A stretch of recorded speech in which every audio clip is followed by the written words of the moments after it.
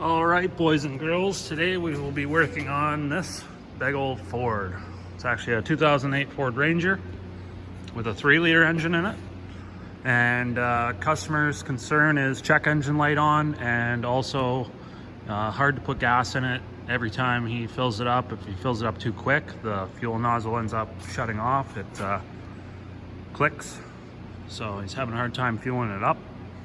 So I'm gonna grab my scan tool. First thing I'm gonna do is hook up, and we'll see what we got here for scan trouble codes.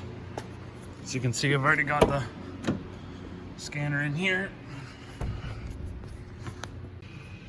All right, so we got P0446 evap system vent control fault, and also an OBD2 system checks incomplete.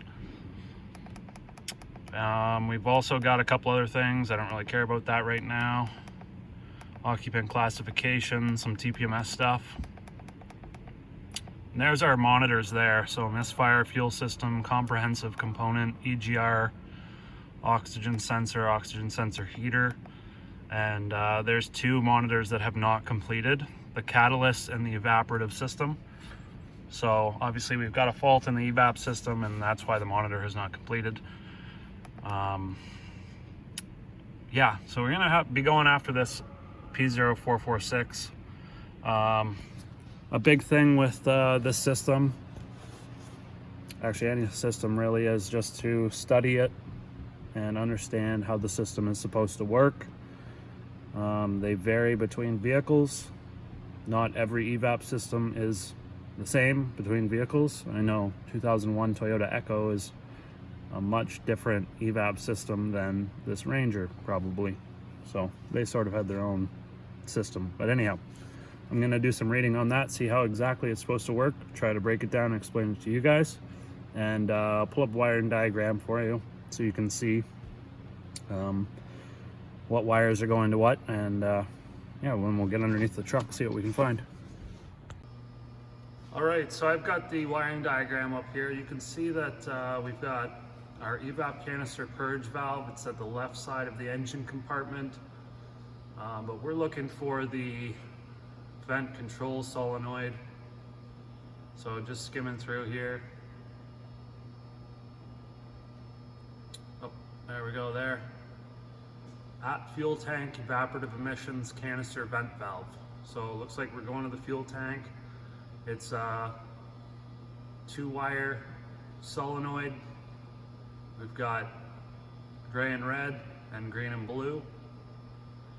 The green and blue goes to the PCM. And then our gray and red, which goes to number 2 up here, that goes to the battery junction box, left side engine compartment. Looks like it's fuse number 21, 10 amp fuse, hot at all times. So just based on that, we can see that we have constant power going to our solenoid at all times. And then the PCM would ground that circuit to turn the solenoid on based on input information from the fuel tank level sensor and also the fuel pressure sensor. I read the system description, and based on those inputs, just say for instance, as you're filling the vehicle up, the fuel level starts to raise, fuel pressure increases in the tank, then the PCM would decide to open this canister vent valve so that the pressure in the tank equalizes and your fuel tank does not look like a basketball. The vapors then get collected into a charcoal canister, where they are then later sent up to the engine's intake manifold to be burned off under certain conditions as well. That's the purge solenoid's job, to open up and allow vapors to go into the intake manifold to be burned off. So we're having an issue either with the circuit or the solenoid itself, or possibly the driver that's inside of the PCM that basically turns the canister vent valve on and off. It's ground side controlled. So we will want to see voltage on both of these wires with the canister vent valve off, I believe. I guess I'm saying that right, yeah. So we don't want it to be on or activated. We want it to be off. We should see 12 volts. When we turn the canister vent valve on, this load is going to eat up the voltage, so we'll have 12 volts still coming in, let's say, and should have near zero coming out as the vent valve uses up all of the voltage. So let's get underneath of the truck and see what we can find. Okay guys, so we're underneath the truck. We found out where our purge or our vent canister solenoid is located. It's right on top of the charcoal canister right here. And we've identified the wire colors. Everything's super greasy underneath of here, so had to wipe off the harness so you could see what the wire colors were and make sure we're at the right component. We're gonna go ahead and check our wiring, vehicle wiring, just to make sure that it's okay. So the first thing I'm gonna check is battery voltage going to the solenoid, which is our gray and red wire. I'm just gonna go ahead and back probe into the connector. We'll leave the connector on right now. And we do have the key on right now, even though this is supposed to be hot at all times. So I'm gonna grab my meter. I'll turn it on here, see if I can get it situated so you guys can see. Go ahead and put this in here somewhere. Hopefully you guys can see that. Yep, perfect. Okay, so we're gonna go ahead and hook up the meter right now. And looks like we have about 9 volts. I know the battery is low right now. Should probably put a charger on it. But that is battery voltage.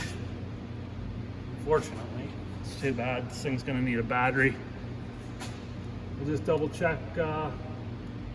We'll check the other side. We should also have battery voltage there.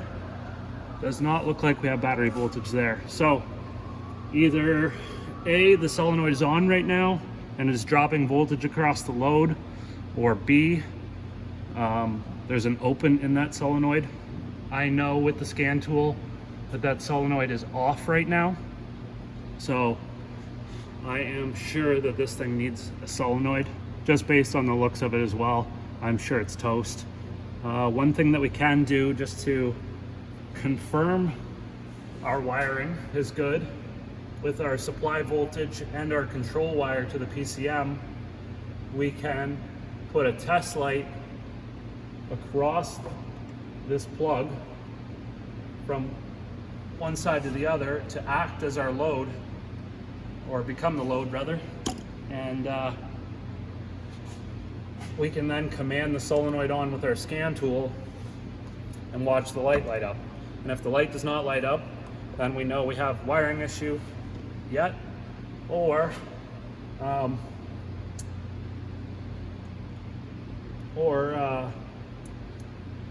the light does light up, and we know all our wiring is good. So I'm just gonna go ahead, back probe this. If you do this, you need to watch and make sure that you do not short any of the back probes to ground. Otherwise, you will be shorting the driver inside the PCM directly to ground, and it will not be happy. You may let the magic smoke out. So, just gonna try to set this up so you guys can see the light.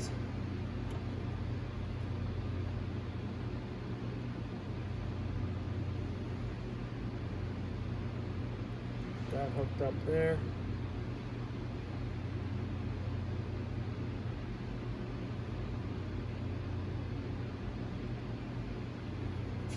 Okay, can you see that? Kind of, sort of, kind of.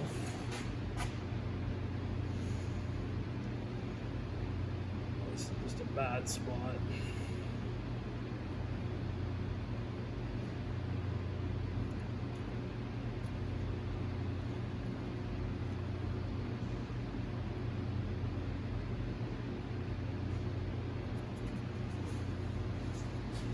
Perfect. Okay, so underneath of my engine control, I can go to active outputs, and we'll go to our canister vent solenoid and turn it on.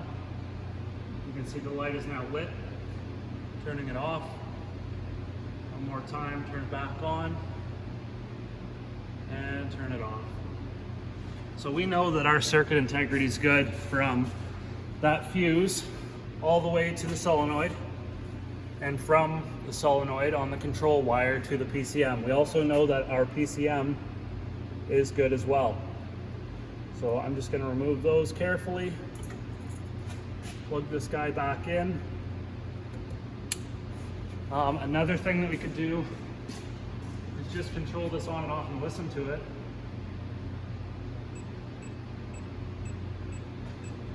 And I know that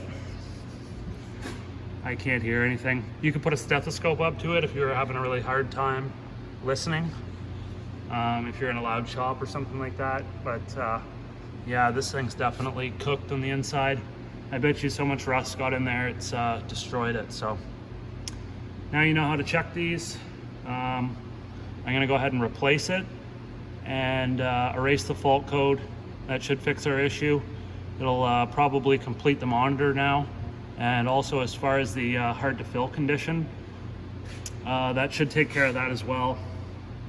As you fill the gas tank, the fuel begins to fill up the gas tank, and the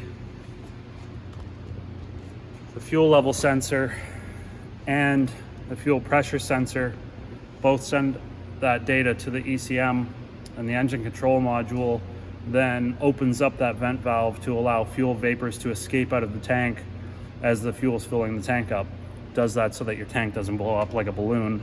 But also what happens is there's a small tube that runs from the fuel tank up to the side of the filler neck where the gas pump nozzle goes in.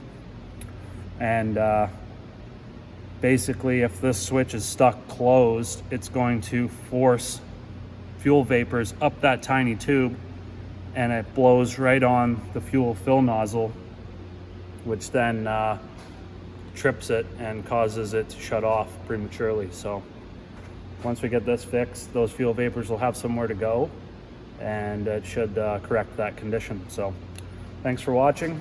If you got any comments, throw them down below. And don't forget to like and subscribe.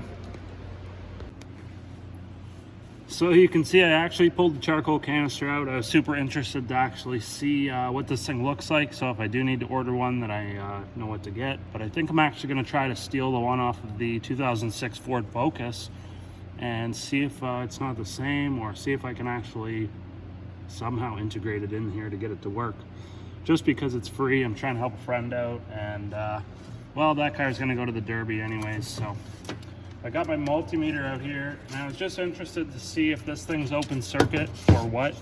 It was in a super crappy spot to get to, so see if I can set the meter up here so you guys can see it.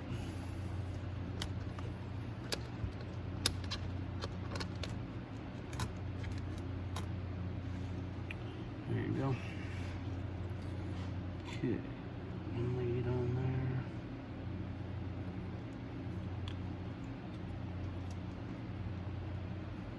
Yeah, I can't even get in the connector. That sucks. When I run into situations like that where it's difficult, you got male pins that are sticking out inside of this connector that are deep in there. I've actually de-pinned a whole bunch of wiring harnesses.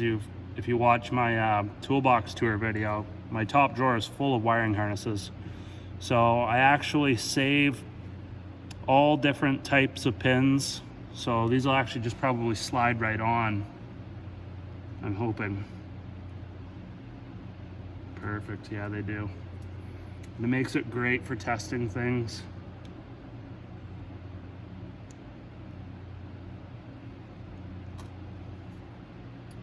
Look at that, okay.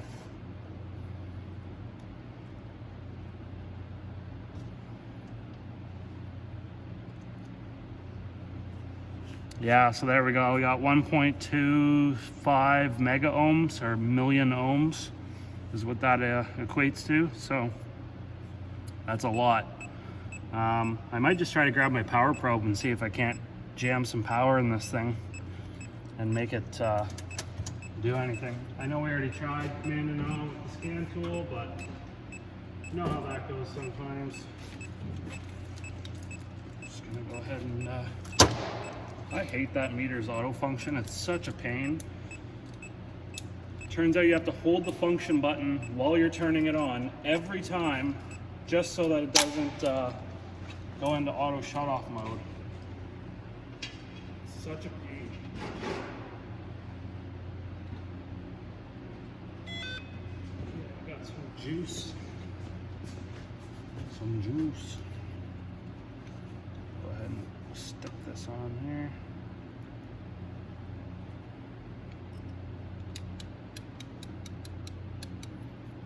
Yeah, got nothing. Absolutely nothing.